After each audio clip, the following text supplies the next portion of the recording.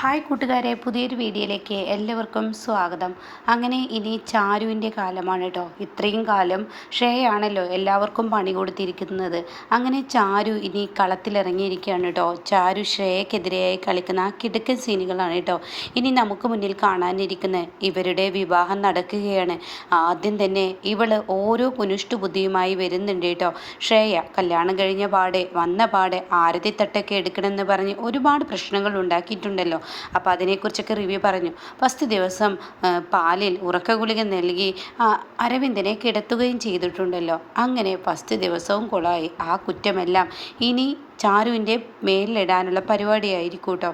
പക്ഷെ ആ കളികളൊക്കെ ചാരു ശ്രേയയുടെ മുന്നിലോട്ട് തെളിവ് സഹിതം ഇട്ട് കൊടുക്കുന്ന ആ ഒരു കിടുക്ക രംഗാണ്. അങ്ങനെ ഇവരുടെ രാത്രികൾ ഇങ്ങനെ ഓരോ ദിവസം ഓരോ കാരണങ്ങൾ പറഞ്ഞു പോവുകയാണ്. അങ്ങനെ ഈ സമയം എന്തായാലും ഇന്ന് എൻ്റെ മകൻ്റെ ആദ്യ രാത്രി നടക്കണമെന്ന് ഹേമ പറയാണ് ഷേയോട്. അപ്പോൾ ഷേ പറയണം ഞങ്ങൾക്കൊരു ജീവിതം തുടരണം എന്ന് പറയണം. പക്ഷെ മനസ്സുകൊണ്ട് ഒരിക്കലും അരവിന്ദനെ ഇഷ്ടമല്ലല്ലോ. അപ്പോൾ ഇത് നന്നായി ആകാശിനും അതുപോലെ ചാരുവിനും അറിയാട്ടോ. അവർ പരസ്പരം ഇത് കേൾക്കുമ്പോൾ ചിരിക്കുകയാണ് ചെയ്യുന്നത്. അപ്പോൾ ഈ ചിരി കാണുമ്പോൾ തന്നെ ഇവർക്കാണെങ്കിലോ അവർ കളിയാക്കി ചിരിച്ചോട്ടെ, എൻ്റെ മക്കളുടെ ആദ്യ രാത്രി ഇന്ന് നടക്കണം, അപ്പോൾ അതുകൊണ്ട് പാലൊക്കെ ഞാൻ തിളപ്പിച്ച് തരാമെന്ന് പറയട്ടോ. അപ്പോൾ ഈ സമയം ഉടൻ തന്നെ ഷേ പറയാണ് അത് വേണ്ട, അമ്മ തിളപ്പിക്കണ്ട, ഇവളാണല്ലോ എല്ലാവർക്കും സാരി എടുത്തു കൊടുക്കലും അങ്ങനെയുള്ള നല്ല കാര്യങ്ങളൊക്കെ ഇവളാണ് ചെയ്യുന്നത്. ഇവളുടെ കൈകൊണ്ടായിക്കഴിഞ്ഞാൽ അത് എന്ത് നടക്കുമെന്ന് നാട്ടുകാർ പറയുന്നു. മോളെ അതൊക്കെ അന്ധവിശ്വാസമാണ്, അതിൻ്റെ കൂടെ നീ പോണ്ട. ഇവളെ ഓരോരുത്തർ ഓരോന്ന് പറഞ്ഞ് തലയിൽ കയറ്റിയിരിക്കുകയാണ്. ഇനി എൻ്റെ ഷേമോള് അതിനൊന്നും നിൽക്കണ്ട എന്ന് ഹേമ പറയാണ്. അപ്പോൾ അത് കേട്ട ഉടൻ തന്നെ അതല്ല, അങ്ങനെയല്ല, ഈ വീട്ടിൽ ആദ്യമായി കയറി വന്ന മരുമകൾ ഇവളല്ലേ, അപ്പോൾ ഇവളായിക്കോട്ടെ, എനിക്ക് പാല് തിളപ്പിച്ച് തരേണ്ടതെന്ന് പറയട്ടോ. അപ്പോൾ ഇത് കേൾക്കുന്നതിനോട് കൂടിയിട്ട് ഇതിലൊരു ചതിയുണ്ടെന്ന് ആകാശിന് മനസ്സിലാവുകയാണ്. അപ്പോൾ ആകാശ് പറയണത് അതൊന്നും വേണ്ട, എൻ്റെ ഭാര്യ ആർക്കും പാല് തിളപ്പിക്കാനും പാല് തിളപ്പിച്ച് കൊണ്ടു കൊടുക്കാനും പോണ്ട. എന്തായാലും വേണമെങ്കിൽ നീ എനിക്ക് പാല് തിളപ്പിച്ചിട്ടേ നീ ആ ഒരു ഇതോടുകൂടി എൻ്റെ അടുത്തോട്ട് വന്നോ എന്നിങ്ങനെ ചാരുവിനോട് പറയണേ. അപ്പോൾ അയ്യേ എൻ്റെ ഒരു പാല് തിളപ്പിക്കൽ എന്നിങ്ങനെ ഷേയ മനസ്സുകൊണ്ട് ചിന്തിക്കുകയാണ്. അപ്പോൾ ഇത് കേൾക്കുന്ന ഷേയക്ക് ദേഷ്യം പിടിക്കുന്നുണ്ട് കേട്ടോ. അങ്ങനെ ഈ സമയം ചാരു പറയണേ ഞാനിപ്പോൾ ഒരു പാല് തിളപ്പിച്ചു എന്ന് കരുതിയിട്ട് ആകാശേട്ടാ ഒന്നും തന്നെ ഉണ്ടാവില്ല, അപ്പോൾ ഞാൻ തിളപ്പിച്ച് കൊടുത്തോളാം. പക്ഷേ ഷേയക്ക് വാശി, ഈ ഒരു പാല് നീ തന്നെ തിളപ്പിക്കണം എന്ന വാശി വരുമ്പോൾ ആണ് കേട്ടോ ഷേയക്ക് പാല് തിളപ്പിക്കാൻ ചാരു നിന്ന് കൊടുക്കുന്നത്. അങ്ങനെ പാലൊക്കെ തിളപ്പിച്ചിട്ട് ഷേയുടെ കൈകളിലോട്ട് കൊടുക്കുകയാണ്. ഷേയുടെ കൈകളിലോട്ട് കൊടുക്കുമ്പോൾ ഹെടി ഇന്നും നിൻ്റെ രാത്രി നടക്കില്ലെന്ന് ഞങ്ങൾക്ക് എല്ലാവർക്കും അറിയാം. എൻ്റെ അമ്മായിയമ്മ എന്ന് പറയുന്ന എൻ്റെ അമ്മായിക്ക് യാതൊരുവിധ ബുദ്ധിയുമില്ല. നീ ഇവിടെ പ്രതികാരത്തിന് കയറി വന്നതാണ്. അവരുടെ കണ്ണിൽ ഞാൻ ഒരുപാട് കാണിച്ചു കൊടുത്തിട്ടും അവർക്കത് മനസ്സിലാവുന്നില്ലെങ്കിൽ നിന്നിൽ നിന്ന് കിട്ടാവുന്ന ശിക്ഷ അവർ ഏറ്റുവാങ്ങുമ്പോൾ അതോടുകൂടി അവർ പഠിച്ചോളും. എല്ലാവരെയും പഠിപ്പിക്കുന്നത് നിൻ്റെ മുഖംമൂടി പുറത്ത് വരുമ്പോഴാണല്ലോ. അപ്പോൾ അതുവരെ അവർ പഠിച്ചോളും. നന്മ ചെയ്യുന്നവരെ ആർക്കും ഇഷ്ടമല്ലല്ലോ എന്നൊക്കെ പറയാണ്. അപ്പോൾ ഇത് കേൾക്കുന്നതിനോട് കൂടി അടി നിൻ്റെ വേദവാക്യം കേൾക്കാനല്ല ഞങ്ങൾ ഇവിടെ നിൽക്കുന്നത്. നീ എനിക്ക് പാല് തിളപ്പിക്കുന്നുണ്ടെങ്കിൽ തിളപ്പിച്ചാൽ ഇതാ നിൻ്റെ പാല്. എന്തായാലും നിന്നെങ്കിലും നിൻ്റെ ആദ്യ രാത്രി നടന്നോട്ടെ കേട്ടോ. അരവിന്ദേട്ടൻ ഒരുപാട് പ്രതീക്ഷിച്ചിട്ടാണ് നിൻ്റെ കഴുത്തിൽ താലി കെട്ടിയിരിക്കുന്നത്. ആ പാവത്തിനെ ഇങ്ങനെ കുരങ്ങൻ്റെ കയ്യിൽ പൂമാല കൊടുത്ത പോലെ ഇങ്ങനെ ഇട്ട് വട്ടം കളിപ്പിക്കേണ്ട എന്ന് പറയുന്നുണ്ട് കേട്ടോ.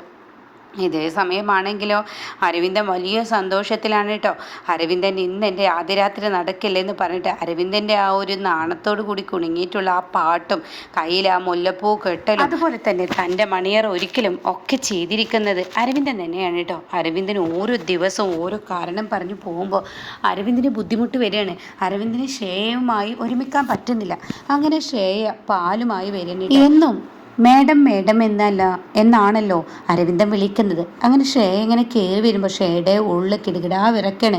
ഇവൻ്റെ മുന്നിൽ ഒരിക്കലും ഞാൻ തല കുനിച്ച് കൊടുക്കരുത്. അതായത് ഇവനോട് പ്രതികാരം ചെയ്യാനാണല്ലോ വന്നിരിക്കുന്നത്. അതുപോലെ ആകാശിൻ്റെ കുടുംബം തകർക്കുക എന്ന ലക്ഷ്യമാണല്ലോ ഷേയക്ക്. താലികെട്ട് കഴിഞ്ഞപ്പോൾ തനിക്ക് ഇന്ന് വരെ ഒരു പ്ലാനുകളും നല്ലപോലെ മുന്നോട്ട് പോകുന്നില്ല എന്നിങ്ങനെ ചിന്തിക്കുന്നുണ്ട്. ഈ സമയം ഈശ്വര ഇവൻ്റെ മുന്നിൽ ഞാൻ കിടന്നു കൊടുക്കേണ്ടി വരുമോ എന്നൊരു പേടി ഷേയക്കുള്ളിൽ ഉണ്ട് കേട്ടോ. അപ്പോൾ ഷേയ ശ്രേയ ആണെങ്കിൽ അടുത്തോട്ട് വരുമ്പോൾ ഉടൻ തന്നെ അടുത്ത് വരുന്ന ശ്രേയോട് അരവിന്ദൻ പറയണം, ശ്രേയ, ഇന്ന് മുതൽ നിന്നെ ഞാൻ ശ്രേയ എന്നാണ് വിളിക്കുന്നത്. ഇന്ന് ഞാൻ നിന്നെ മേഡം എന്നുള്ള വിളി നിർത്തി. കാരണം നിന്റെ കഴുത്തിൽ ഞാൻ താലി കെട്ടിയല്ലോ, അതുകൊണ്ട് തന്നെ മേഡം എന്ന് നിർത്തിയിരിക്കുകയാണ്. ഞാൻ ശ്രേയ എന്ന് വിളിച്ചോട്ടെ? അത് കേൾക്കുന്ന ശ്രേയ, അതിനെന്താ കുഴപ്പമില്ല, ഒരു നല്ല കാര്യമല്ലേ, അതിന് കുഴപ്പമില്ല എന്ന് പറയണം കേട്ടോ. ഇതേ സമയം ഇന്ന് നമ്മുടെ ആദ്യ രാത്രി നടക്കുന്ന ദിവസമാണ്. ഇന്നെങ്കിലും നമുക്കിടയിൽ ഈ രാത്രിയൊക്കെ നടക്കേണ്ടേ, അപ്പോൾ അതുകൊണ്ട് പാല് പാതി ഷെയർ ഇട്ട് കുടിക്കാം എന്ന് പറഞ്ഞിട്ട് പാല് വാങ്ങുകയാണ് കേട്ടോ. ഈ സമയം പാല് കുടിക്കുന്ന സമയത്ത് ഷെയറുടെ ഉള്ളിലാണെങ്കിലോ താൻ ഏൽപ്പിച്ച ആ വ്യക്തി വരുന്നുണ്ടോ എന്നുള്ളതാണ് കേട്ടോ. അപ്പോൾ ഒരാളിങ്ങനെ ഓടി വരുന്നുണ്ട്. അപ്പോൾ ഒരു KCBയിൽ വർക്ക് ചെയ്യുന്ന ഒരു ആ യൂണിഫോമൊക്കെ ഇട്ടിട്ടുള്ള ഒരാളായിരിക്കും കേട്ടോ. അയാളിങ്ങനെ ഓടി ഓടി വരുന്നുണ്ട് കേട്ടോ. പിന്നീട് ഷെയർ, ഈശ്വര, ഇവൻ്റെ മുന്നിൽ എൻ്റെ മുഖംമൂടി ഒരിക്കലും അഴിഞ്ഞ് വീഴരുത്, വന്നിട്ട് 2 നാളാവുമ്പോഴേക്കും ഇവനെന്നെ മനസ്സിലാക്കി കഴിഞ്ഞാൽ തീർച്ചയായും ഞാൻ ഈ വീടിന് വെളിയിലാവും. അപ്പോൾ എൻ്റെ പ്രതികാരം നടത്താൻ എനിക്ക് കഴിയില്ല. അപ്പോൾ അതുകൊണ്ട് തന്നെ എങ്ങനെയെങ്കിലും ഓരോ രാത്രികൾ കഴിക്കണം എന്നിങ്ങനെ ചിന്തിക്കണം. അപ്പോൾ അരവിന്ദൻ ചോദിക്കുക, എന്താ ശ്രേയ നീ ഇത്ര വല്ലാതെ ആലോചിക്കുന്നത്, ആ പാലിങ്ങ് കയ്യിൽ താ എന്ന് പറയുമ്പോൾ ആ പാല് കയ്യിൽ കൊടുക്കാൻ കേട്ടോ. അങ്ങനെ ആ പാല് കയ്യിൽ കൊടുക്കുന്ന സമയത്ത് ശ്രേയക്കുള്ളിൽ പേടിയുണ്ട് കേട്ടോ. ഈശ്വര, താൻ പറഞ്ഞ ആ പദ്ധതി വർക്കാവുന്നില്ലല്ലോ എന്നുള്ളത്. അങ്ങനെ അരവിന്ദൻ്റെ ആ പാല് പകുതി കുടിച്ചിട്ട്, ഇന്ന നാണത്തോടു കൂടി ബാക്കി നീ കുടിക്ക് എന്നിങ്ങനെ നാണത്തോടു കൂടി തല താഴ്ത്തി പറയുമ്പോൾ ചെറിയൊരു നാണം ശ്രേയയ്ക്ക് വരേണ്ടത് അരവിന്ദനാണ് കേട്ടോ വന്നിരിക്കുന്നത്.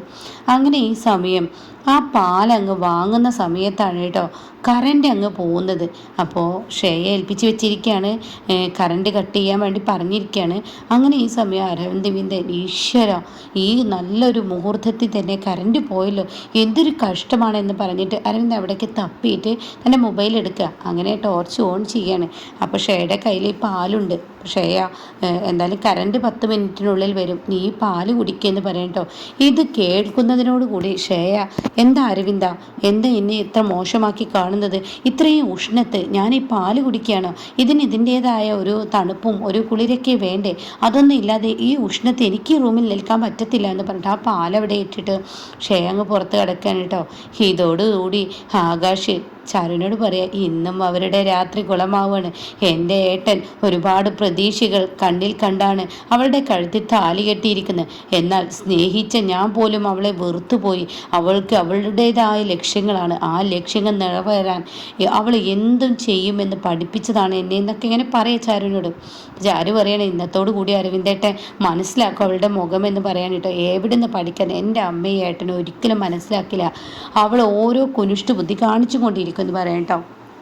അങ്ങനെ ശ്രേയ ഒച്ചയും ബഹളമൊക്കെ ഉണ്ടാക്കി പുറത്ത് വരികയാണ്. കറണ്ട് പോയില്ല, ഈശ്വര, എന്തൊരു ചൂടാക്കി കിടക്കാൻ പറ്റുന്നില്ല, എന്തൊരു കഷ്ടമാണ്, ഇവിടെയാണെങ്കിൽ ഇൻവേർട്ടറും ഇല്ല, ഒന്നുമില്ല എന്നൊക്കെ പറഞ്ഞ് സംസാരം തുടരുകയാണ് കേട്ടോ. അപ്പോഴേക്കും അങ്ങോട്ടേക്ക് ബാലമാമയും ഗോവിന്ദമാമയും ആകാശും ചാരും എല്ലാവരും വരികയാണ്.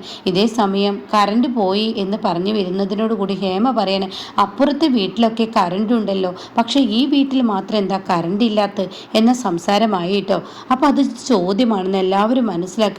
അപ്പോഴാണ് കേട്ടോ ശ്രേയ ചിന്തിക്കണേ, ഈശ്വര, പെട്ടല്ലോ, അപ്പുറത്തെ വീട്ടിലുണ്ടല്ലോ, ഇവൻ എന്താ കാണിച്ചത്, ഈ വീട്ടിലോട്ടുള്ള കണക്ഷൻ മാത്രമാണോ ഇവൻ ഒഴിവാക്കിയത്, ഇത് പിടിക്കപ്പെടുമെന്ന് ശ്രേയക്ക് മനസ്സിലാവണം. അങ്ങനെ ഈ സമയം ചാരു പറയണം, അപ്പുറത്തെ വീട്ടിൽ മാത്രം കറണ്ട് ഉണ്ടാവുമല്ലോ, ഇവിടെ കറണ്ട് മനഃപൂർവ്വം കട്ട് ചെയ്യണമെന്ന് കരുതുന്നവർക്ക് കറണ്ട് കട്ട് ചെയ്യാലോ.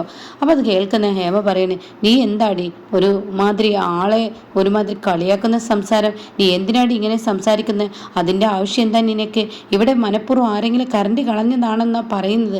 അത് കേൾക്കുന്ന ശ്രേയ, ദേ ആൻറ്റി, അവളോട് വെറുതെ ചൂടാവണ്ട, ചാരു പറഞ്ഞതിലും കാര്യമുണ്ട്, അപ്പുറത്തെ വീട്ടിലെ കറണ്ട് ഇല്ലെങ്കിൽ ഇവിടുത്തെ എന്തെങ്കിലും പ്രശ്നങ്ങളായിരിക്കും, പഴയ തറവാടൊക്കെ അല്ലേ, അപ്പോൾ ഒരുപക്ഷെ ഇവിടെ എന്തെങ്കിലുമൊക്കെ പ്രശ്നങ്ങൾ ഉണ്ടായിരിക്കുമെന്ന് പറയാം കേട്ടോ. അപ്പം അത് കേൾക്കുന്ന ബാലമാമ പറയണേ, ഇന്നേ വരെ ഇവിടെ ഒരു പ്രശ്നവും ഉണ്ടായിട്ടില്ല, പ്രശ്നമുണ്ടാക്കണം എന്ന് കരുതി ചിലവരും ഇങ്ങോട്ടേക്ക് വന്നിട്ടുണ്ടെങ്കിൽ അത് പറയുന്നത് ശരിയാണ്, പ്രശ്നം തീർച്ചയായും ഉണ്ടാവുമെന്ന് പറയാം കേട്ടോ. ഇത് കേൾക്കുന്ന ഹേമക്ക്, ദേ നിങ്ങളെ എൻ്റെ കൊച്ചിനെ കളിയാക്കിക്കൊണ്ട് സംസാരിക്കുന്ന വേണ്ട, ഇവള് വന്നതിലൊന്നല്ല കറണ്ട് പോയത്, കറണ്ട് എന്താ പോയിരിക്കുന്നത് നോക്കട്ടെ, ആ ബ്രേക്ക് റേറ്റ് താഴ്ന്നിട്ടുണ്ടോ നോക്കട്ടെ എന്ന് പറഞ്ഞിട്ട് അവർ ബ്രേക്കറിൻ്റെ അടുത്തോട്ട് പോവാണ് കേട്ടോ. അപ്പോൾ ഈ സമയം എന്താ സംഭവം എന്ന് ഇവർക്ക് മനസ്സിലാവുന്നില്ല. അങ്ങനെ ഇവരിങ്ങനെ നോക്കുമ്പോൾ കാണുന്ന കാഴ്ച ബ്രേക്കർ താഴ്ന്നു കിടന്നിരിക്കുകയാണ്. ഈ പയ്യനാണെങ്കിലും ബ്രേക്കർ താഴ്ത്തിയിട്ട് പോയിരിക്കുകയാണ്. അപ്പോൾ ബ്രേക്കർ ഓണാക്കും എന്ന് ഇവൾക്ക് മനസ്സിലാവാണ്, ഷേക്ക് മനസ്സിലാവാണ്. അപ്പോൾ ഷേ എന്താ ചെയ്യുന്നു, ഓടിക്കൊണ്ട് പോയിട്ട് ചാരുവിൻ്റെ റൂമിലെ ഒരു ബൾബ് ഊരി അതിനുള്ളിൽ കോയിൻ ഇട്ടിട്ട് അതിനുള്ളിൽ വെച്ചിരിക്കുകയാണ് കേട്ടോ. അപ്പോൾ ബ്രേക്കർ ഓണാക്കുമ്പോൾ ഈ ഒരു ബ്രേക്കർ താവുകയാണ്. അപ്പോൾ ഇതേ സമയം ഇതെന്താ ഇന്നേ വരെ ഇല്ലാത്തൊരു സംഭവം ഈ വീട്ടിൽ നടന്നിരിക്കുന്ന, ഒരു ഇലക്ട്രീഷ്യനെ വിളിച്ചതെന്ന് പറഞ്ഞിട്ട് ഹേമ തന്നെ അരവിന്ദനോട് വിളിക്കാൻ പറയാം. ആ സമയം തൻ്റെ കൂട്ടുകാരനില്ല, അവന് പെട്ടെന്ന് കുറച്ച് ക്യാഷ് കൂടുതൽ കൊടുത്താൽ മതി, അവൻ വന്നോളും എന്ന് പറഞ്ഞ് അവനെ വിളിച്ച് വരുത്താണ്. അങ്ങനെ അവന് വന്ന് നോക്കുകയാണ്, 4 പുറവും നോക്കുന്നുണ്ട്. അപ്പോൾ ഈ സമയം ഹേമ പറയാണ്, മനഃപൂർവ്വം ആരെങ്കിലും എന്തെങ്കിലും വേണം വെച്ച് ചെയ്തിട്ടുണ്ടാവും, അതായിരിക്കും എന്നൊക്കെ ഇങ്ങനെ പറയാണ്. ഈ സമയം ഷേ പറയണം, അങ്ങനെ ആര് ചെയ്യാനാണ് എൻ്റെ ആൻറ്റി, ആരും അല്ല, ഇവിടെയുള്ളവർക്കൊക്കെ നീയും അരവിന്ദനും ഒരുമിക്കുന്ന ആർക്കും ഇഷ്ടമല്ല, ഒരു ദിവസം ഓരോ പ്രശ്നമാണ് എന്ന് അമ്മ പറയാണ്. അങ്ങനെ തപ്പി വരുമ്പോൾ ഉടൻ തന്നെ ചാരുവിൻ്റെ റൂമിൽ നിന്നാണ് കേട്ടോ ഈ ഒരു ബൾബിൽ കോയിൻ ഇട്ടത് കൊണ്ടാണ് കറണ്ട് ഓൺ ആവാത്തത് എന്നുള്ള സത്യം പിടിച്ചെടുക്കുകയാണ്. അതോടുകൂടി അരവിന്ദൻ അങ്ങ് പൊട്ടിത്തെറിക്കുകയാണ്. മനഃപൂർവ്വം എൻ്റെ ആദ്യരാത്രി കുളവാക്കാൻ വേണ്ടി നീയും നിൻ്റെ ഭാര്യയും കൂടി ചെയ്തതല്ലേ. പ്രേമ പറയാണ്, ഇവൾക്ക് കുശുമ്പാണ് എന്ന് പറയണ്ട. അപ്പോൾ അത് കേൾക്കുന്ന ഷേ പറയാണ്, വെറുതെ മറ്റുള്ളവരെ കുറ്റം പെടുത്തണ്ട, എന്തിനാ നമ്മൾ കണ്ടിട്ടില്ലല്ലോ, കാണാത്ത കാര്യം എന്തിനാ പറയുന്നത്, ഈ പറയുന്ന ചാരുവാണ് ബൾബിൽ പൈസ ഇട്ട് എന്ന് പറയാൻ പറ്റില്ലല്ലോ, കോയ ഇട്ട് എന്ന് പറയാൻ പറ്റില്ലല്ലോ. അപ്പോൾ നമ്മൾ കാണാത്ത കാര്യങ്ങൾ വെറുതെ പറയണ്ട, നമ്മൾ കാണുന്ന കാര്യങ്ങൾ മാത്രം പറഞ്ഞാൽ മതി എന്ന് പറയാൻ കേട്ടോ. അപ്പോൾ ഇത് കേൾക്കുന്നതിനോട് കൂടിയിട്ട് ഷേ പറയണേ, അത് ശരിയാണ്, കണ്ണിൽ കണ്ടത് മാത്രം പറഞ്ഞാൽ മതി, ഞാനിത് തിരിച്ചങ്ങ് ഷേയെ നിന്നോട് ചോദിക്കട്ടെ, നീ എൻ്റെ ആദ്യരാത്രി നടക്കാതിരിക്കാൻ നീ ഓരോ ദിവസവും അരവിന്ദനെ ഒഴിവാക്കിക്കൊണ്ടിരിക്കുകയാണ്. നീ നിൻ്റെ റൂമിൽ ഈ കോയിൻ ഇടാൻ ശ്രമിച്ചപ്പോൾ നിനക്ക് തോന്നി അത് ബുദ്ധിയല്ലെന്ന്. അപ്പോൾ നീ മനഃപൂർവ്വം എൻ്റെ റൂമിലോട്ട് വന്ന് ബൾബിൽ കോയിൻ ഇടുന്നത് ആരും കണ്ടില്ലെന്ന് കരുതിയോ? ഇത് കേൾക്കുന്ന ഷേയ ആകെ ഞെട്ടിപ്പോവാണ് കേട്ടോ. ചാരുവിൻ്റെ ഈ സംസാരം, ഈശ്വര, ഇവൾക്ക് മുന്നിൽ എൻ്റെ കള്ളത്തരങ്ങൾ പിടിച്ചു നിൽക്കാൻ കഴിയില്ലല്ലോ. അപ്പോൾ ഈ സമയം എന്താ മോളെ നീ പറഞ്ഞത് എന്ന് മാഷ് ചോദിക്കുകയാണ്. ഈ സമയം അതെ അമ്മാവ, ഇവിടെ പലതും നടക്കുന്നുണ്ട്, പലവരും പലവരെയും കബളിപ്പിച്ചും കൊണ്ടാണെന്നുള്ള സത്യം മനസ്സിലാക്കാനുള്ള ബോധമൊന്നും ചിലവർക്കില്ലാതെ പോവുകയാണ് എന്നൊക്കെ ഇങ്ങനെ പറയുമ്പോൾ ഉടൻ തന്നെ ഷേയ പറയണം, വെറുതെ ഇവിടെ ഒരു സംസാരം വേണ്ട, ഇതിപ്പോൾ ആദ്യം എല്ലാവരും ചാരുവിനെ കുറ്റപ്പെടുത്തി, ഇപ്പോൾ ചാരു ആ ദേഷ്യത്തിൽ എന്നെ കുറ്റപ്പെടുത്തണം, അതുകൊണ്ട് അരവിന്ദ നമുക്കിവിടെ നിൽക്കണ്ട, വാ നമുക്ക് പോവാം എന്ന് പറഞ്ഞ് അരവിന്ദൻ്റെ കൈ പിടിച്ച് പോവാണ് കേട്ടോ. അപ്പോൾ ഇനി ഓരോ ദിവസവും ചാരുവിനെ ദ്രോഹിക്കാം എന്ന് വന്ന ശ്രേയ ഇനി പാഠം പഠിക്കുകയാണ് ചാരുവിൽ നിന്ന് കേട്ടോ.